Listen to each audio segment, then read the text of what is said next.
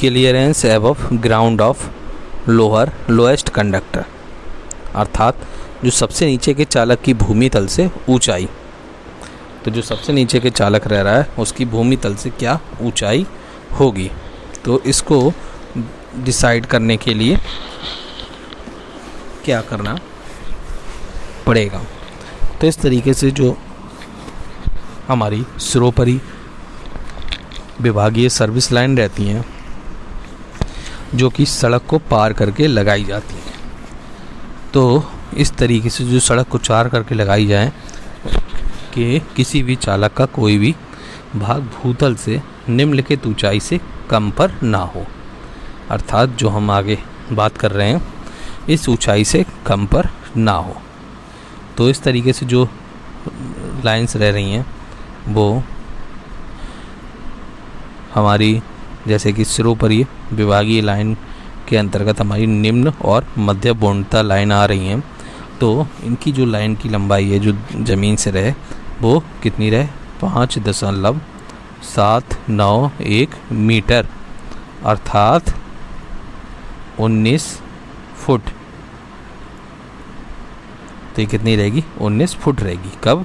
जबकि ये कौन सी है, निम्न व मध्य, निम्न व मध्यम वोल्टता लाइनों के लिए।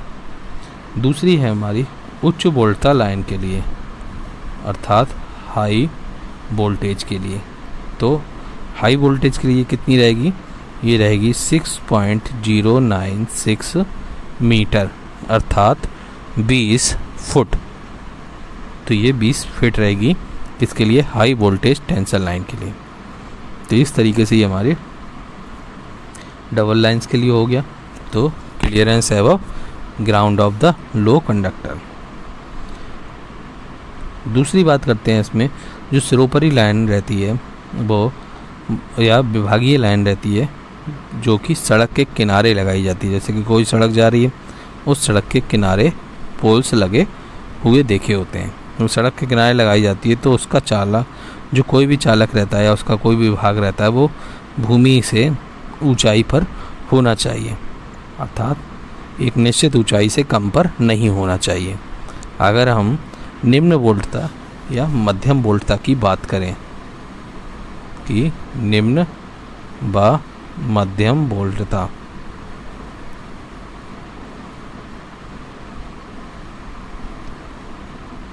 लाइन की बात करें तो ये हमारा कितना होगा, 5.485 मीटर, अर्थात ये कितनी रहेगी, 18 फुट रहेगी। तो इस लाइन की ऊंचाई कितनी रहेगी, 18 फुट। दूसरा है हमारा उच्च वोल्टता के लिए, अर्थात हाई वोल्टेज लाइन के लिए। तो जो हाई वोल्टेज लाइन के लिए है ये हमारी रहेगी 5.797 मीटर, अर्थात लगभग 19 फुट के लगभग रहेगी। तो इस तरीके से ये हमने दोनों तरीके की लाइन पढ़ी। एक तो लाइन कि कोई सड़क आ रही है, उसके दोनों तरफ पोल लगे हैं और इस सड़क को क्रॉस करते हुए जाएगी। दूसरी लाइन जो हमने अभी पढ़ी वो क्या थी, हमारी कोई सड़क है, उसके किनारे सड़क के पोल लगे हुए हैं और उन पोल पे जो वायर्स हैं उनकी ऊंचाई ज़मीन से कितनी रहेगी। तीसरी बात करते हैं कि किसी भी सिरोपरी लाइन या विभागीय लाइन जो सड़क के साथ साथ या सड़क के ऊपर से पार ना करती हुई किसी दूसरे स्थान से जा रही हो, तो उसका कोई भी चालक क्या है या उसका कोई भी भाग है वो कितनी ऊंचाई पर रहेगा। अर्थात कि जो हमारी कोई सिरोपरी लाइन है या विभागीय लाइन है जो कि हमारी सड़क है, सड़क के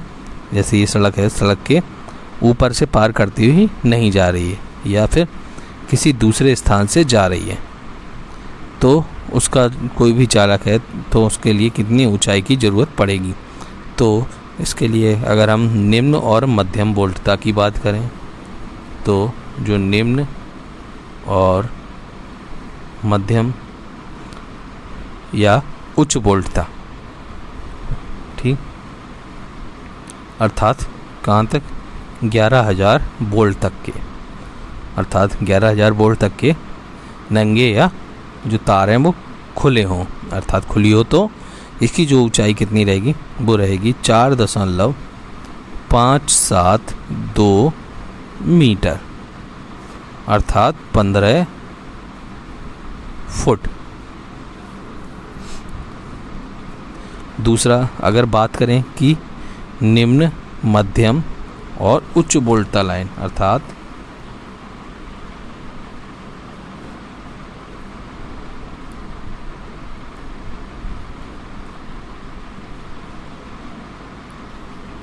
निम्न, मध्यम अथवा उच्च बोल्टता लाइन या हाई टेंशन लाइन HV, तो ये इसकी अगर 11,000 वोल्ट तक की अगर विद्युत रोधक हो अर्थात उस पर कोई कवर चढ़ा हो, इंसुलेशन हो, तो अगर विद्युत रोधित हो तो उसकी जो ऊंचाई है वो कितनी रहेगी 3.953 मीटर अर्थात 13 फुट। तो उसकी लाइन की लंबाई कितनी रहेगी 13 फुट। अब हम बात करते हैं तीसरा कि 11 वोल्ट लाइन में भूमिगत से ऊपर ऊंचाई हमारी 17 फुट से कम नहीं होनी चाहिए। यदि सर्वोपरि लाइन 11 kVA से अधिक है अर्थात 11 kVA की लाइन में जो भूमिगत से ऊपर ऊंचाई पर है तो उसकी ऊंचाई 17 फुट से कम नहीं रहनी चाहिए। और यदि जो ओवरहेड लाइन है वह 11 kVA से अधिक है अर्थात जो हमारा 11,000 वोल्ट से अधिक है तो सर्वोपरि लाइन में जो चालक है उस चालक की भूमिगत से ऊंचाई बोल्टता के बढ़ने के साथ साथ क्या है 1 फुट बढ़ा दी जाती है। जो बोल्टता बढ़ती जाती है वैसे वैसे क्या है 1-1 फुट उसकी ऊंचाई बढ़ाते चले जाते हैं। तो इस तरीके से ये कितनी रहती है 0.305 मीटर या 1 फुट बढ़ा दी जाती है। तो इस तरीके से ये हमारा रहता है। और यदि जो सर्वोपरि लाइन है यह सड़क के साथ साथ या सड़क के ऊपर से पार करती है तो क्या रहता है चालक की भूमि से जो न्यूनतम ऊंचाई है वो 20 फुट होनी ही चाहिए। इसके अलावा यदि जो सर्वोपरि लाइन है इसका प्रयोग ट्राली के साथ हो तो जो तार व चालकों के बीच अंतर है उसके लिए अगर हम बात करें तो विद्युत रोधित अगर हम तार यूज कर रहे हैं इसके लिए तो सर्वोपरि लाइन की जो निम्न व मध्यम वोल्ट तक की है और ट्राली के तार को पार करती हुई जा रही है तो क्या है चालक की भूमिगत से ऊंचाई 1.219 मीटर रहेगी अर्थात 4 फुट रहेगी। दूसरा यदि उच्च वोल्टता की जो सर्वोपरि लाइन है जिसके लिए चालक की भूमिगत से ऊंचाई 1.528 मीटर रहेगी अर्थात 1.528 मीटर रहेगी अर्थात 5 फुट रहेगी। तो इस तरीके से जो अगर नंगे तारों की बात करें तो नंगे तारों से विद्युत रोधक चालक को पार करते हुए जाना है तो जो चालक की ऊंचाई रहेगी भूमि से वो हमारी निम्नतम या मध्यतम वोल्टता के लिए 1.830 मीटर अर्थात 6 फुट रहेगी। और जो उच्च वोल्टता लाइन है 11 kVA तक की उसके लिए ये 2.439 मीटर अर्थात 8 फुट रहेगी। और अगर उच्च वोल्टता लाइन की बात करें 11 kVA की से अधिक के लिए तो यह 3.048 मीटर अर्थात 10 फुट रहेगी। यदि हम बात करें अति उच्च वोल्टता के लिए तो यह 3.048 मीटर अर्थात 10 फुट रहेगी। तो इस तरीके से ये वोल्टताएँ रहती हैं और इनके लिए हम यूज करते हैं। आगे हम बात करेंगे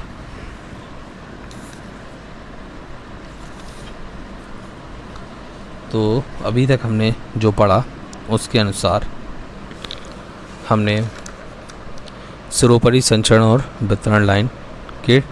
ट्रांसमिशन एंड डिस्ट्रीब्यूशन लाइंस के ओवरहेड लाइंस के लिए जो भारतीय विद्युत नियम है उनके बारे में पढ़ा, और क्लियरेंस एवं ground of the lowest conductor, अर्थात जो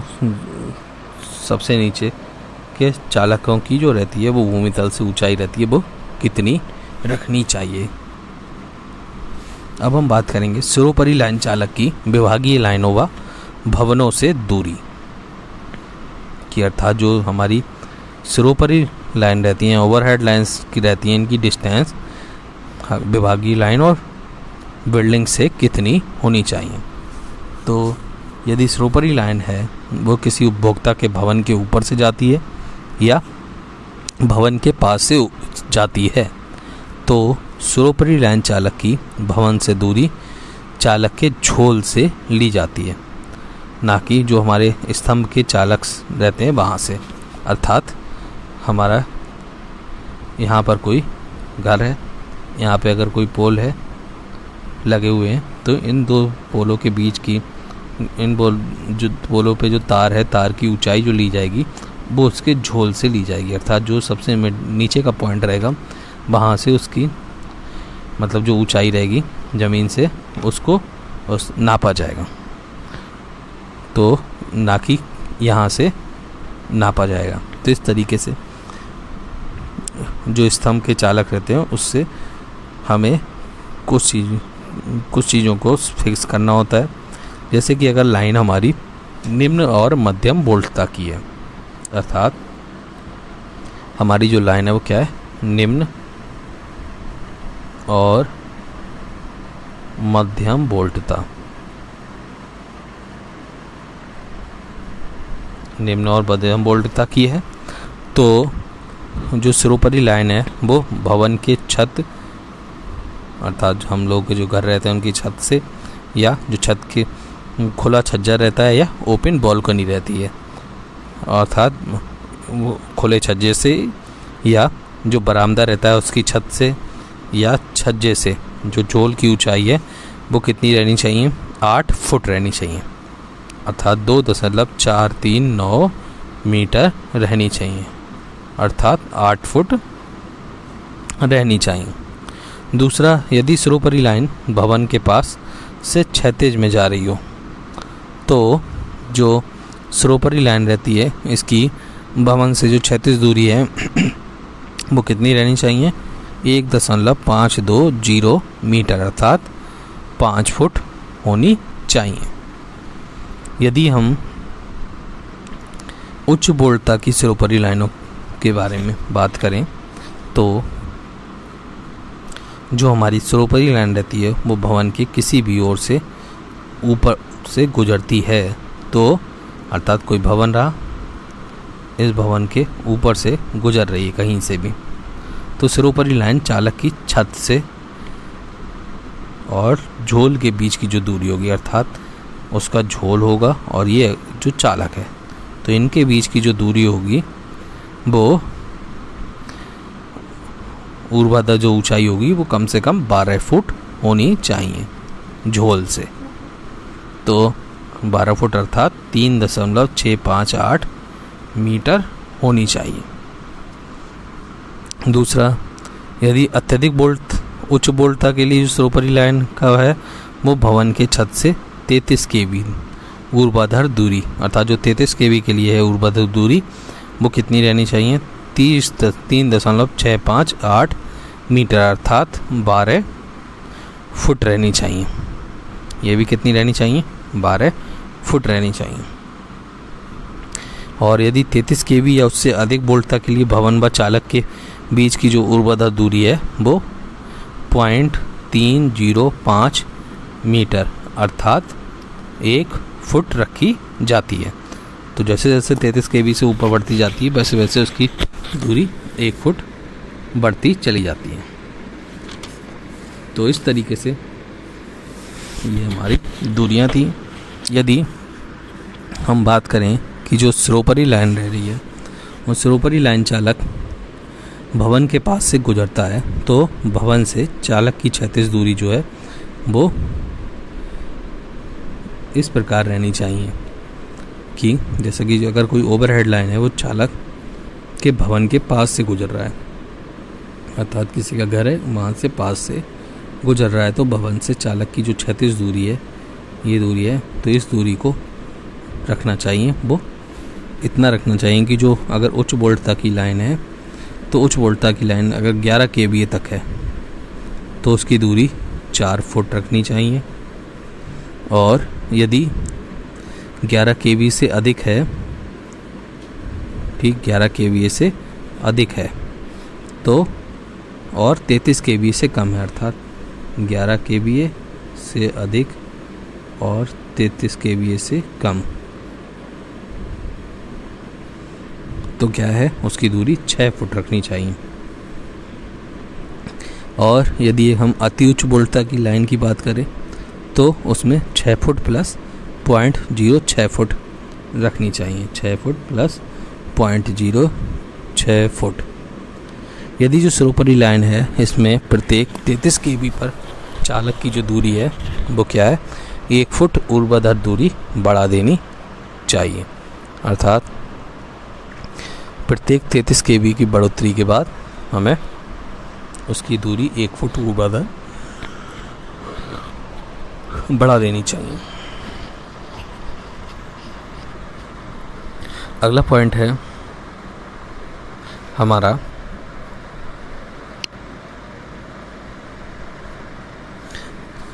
conductor at different voltage on same support, अर्थात एक ही खंभे पर जाने वाली विभिन्न वोल्टेजों के कारक। तो conductor at different voltage on same support, तो जहाँ किसी प्रणाली में के विभिन्न वोल्टताओं के चालकों को एक लंबे खंभे पर लगाना हो या फिर लगे हों, तब क्या है उनका जो स्वामी है उसे इसका उचित प्रदान करना चाहिए कि जो धारा का क्षरण है हो जाने से या छू जाने से अगर किसी समय कम वोल्टता वाली लाइन में ज़्यादा मात्रा में धारा आ जाए तो लाइनमैन या दूसरे व्यक्तियों को कोई खतरा होने का अंदेशा नहीं रहे। तो इसके लिए लाइन बनाने की विधि व चालकों के बीच के अंतर से संबंधित स्वीकृति जो निरीक्षक है उसको पहले से ही लेनी होगी। तो उसके लिए भवन बनाना या रद्दोबदल करना, इरेक्शन और अल्टरनेशन ऑफ बिल्डिंग, तो भवन बनाना या उसमें रद्दोबदल करना। तो अगर कोई व्यक्ति सर्वोपरि लाइन या ओवरहेड लाइंस रहती हैं जो कि नंगी हैं या फिर इंसुलेटेड हों, अर्थात विद्युत रोधी हों, तो लगाने के बाद किसी भी समय कोई भवन या ढांचा अस्थायी या स्थायी रूप से बनाना चाहता है तो उसके लिए भवन में कोई रद्दोबदल या बढ़ोतरी अस्थायी या स्थायी रूप से करना चाहता है, या फिर यदि ऐसा करने से जो नियम 79 और 80 की शर्तों का उल्लंघन होता है तो वह व्यक्ति या ठेकेदार जिसे यह निर्माण रद्दोबदल या बढ़ोतरी का काम मिलता है वह अपने इरादे की सूचना क्या सप्लायर व निरीक्षक को देंगे। इसके साथ ही उस स्थान का नक्शा या ड्राइंग बनाकर भी भेजेंगे जिससे कि प्रस्तावित भवन, उसका ढांचा, रद्दोबदल, निर्माण कार्य के दिनों में बनाए जाने वाले भाग आदि को दिखाया जाएगा।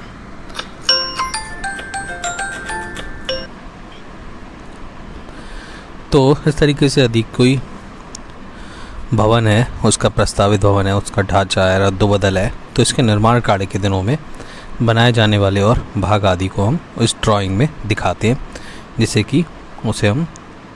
किसको देना है, निरीक्षक को देंगे या सप्लायर को देंगे कि हम इसमें यह चेंज कर रहे हैं या इसे बना रहे हैं, जिससे कि ये जो इसके पास से लाइन जा रही है उस पर कोई इफेक्ट पड़ेगा या नहीं पड़ेगा। तो इस सूचना पत्र के मिलने पर क्या है, जो सप्लायर रहता है वह बिना आवश्यक देरी के जो सर्वोपरि लाइन रहती है उसको इस तरीके से बदल देगा कि निर्माण के दिनों में भी जो नियम 79 और 80 का उल्लंघन ना हो। कौन कौन से नियम? 79 और 80 का, अगर दोनों पार्टियों में कोई ऐसा फैलाव ना हुआ हो तो सप्लायर को हक हासिल होगा कि उस व्यक्ति से जिसने सूचना पत्र दिया है और या जिसे सूचना पत्र देना चाहिए था लाइन बदलने में होने वाले खर्च, जिससे कि जो निम्नलिखित मद भी हैं होंगे वो वसूल करने होंगे, जैसे कि बदलने में लगने वाला अतिरिक्त सामान, तो उसका जो खर्च है वो भी देना होगा। दूसरा, बदलने में श्रमिकों को दी जाने वाली मजदूरी अर्थात लेबर चार्ज जो दिया जाएगा वह भी उससे वसूलने का हक होगा। तीसरा, मद के सिलसिले में किए गए खर्चे पर 15% तक पर्यवेक्षण अर्थात सुपरविजन चार्ज, तो 15% तक उसको सुपरविजन चार्ज भी देना होगा। और दूसरे खर्चे जो खंड 16 को लागू करने के लिए इस रद्द-बदल के संबंध में सप्लायर को करने पड़े। इसके साथ ही शर्त यह भी रहती है कि अगर सप्लायर चाहें तो ओवरहेड लाइन में रद्द-बदल करने से पहले सूचना पत्र देने वाले व्यक्ति को इस रद्द-बदल में होने वाले जो एस्टिमेट कॉस्ट रहती है अर्थात अग्रहण खर्चे रहते हैं उनको पहले ही जमा करवा सकता है। और मूल की राशि के संबंध में अगर कोई झगड़ा हो तो उसका फैसला निरीक्षक ही करेगा। तो इस तरीके से जो इस भवन का या ढांचे का रद्द-बदल रहता है या बढ़ोतरी का काम होता है तो उस समय तक प्रारंभ नहीं किया जाएगा जब तक कि निरीक्षण या प्रमाण पत्र नहीं दे देगा कि निर्माण कार्य के दिनों या इसके बाद 69 और 80 शर्तों का उल्लंघन नहीं करेगा। इसके साथ शर्त यह भी रहेगी कि अगर निरीक्षक को संतुष्टि हो जाती है कि सिरोपरी लाइन को इस तरह सुरक्षित कर दिया गया अर्थात गार्डेड कर दिया गया है जिससे व्यक्ति को या संपत्ति को हानि पहुंचने का खतरा नहीं है, तो वह सिरोपरी लाइन को बदलने से पहले काम शुरू करने का आदेश दे सकता है। और अगर रद्द-बदल या बढ़ोतरी से जो है वो केवल अस्थायी है तो आज्ञा दे सकता है कि सिरोपरी लाइन में कोई रद्द-बदल ना की जाए। तो इस तरीके से जो कोई भवन बनाना है या उसमें रद्द-बदल करना है तो वो उसे आसानी से किया जा सकता है। अब हम बात करते हैं अंतर और सामान्य अर्थात क्लियरेंस और जनरल। तो कोई सिरोपरी लाइन है तो सिरोपरी लाइन की खड़ी दूरी का हिसाब लगाने के लिए किसी भी चालक का अधिकतम झोल, ठहरी हुई हवा में अधिकतम झोल और राज्य सरकार के नियम 76 2D के अधीन निश्चित अधिकतम तापमान के आधार पर लगाया जाएगा। इसी प्रकार जो सिरोपरी लाइन रहती है इसकी क्षैतिज दूरी निकालने के लिए राज्य सरकार ने नियम 76(2)(a) के अधीन 76(2)(a) के अधीन निश्चित हवा के दबाव पर किसी चालक में होने वाले झुकाव को आधार मानेगा। तो इस तरीके से ये हमारे टॉपिक्स हैं जिसके बारे में हमने पढ़ा।